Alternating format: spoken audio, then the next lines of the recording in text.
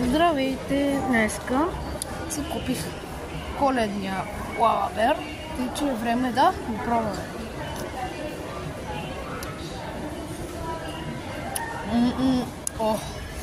Човек!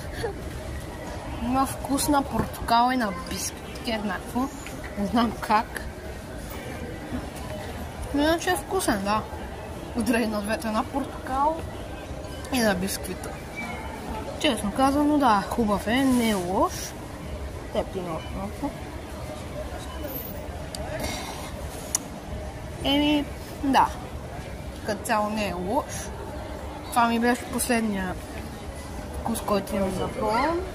Пробвах синия, зеления. Зеления е отвратна, пробвам ми се повръща.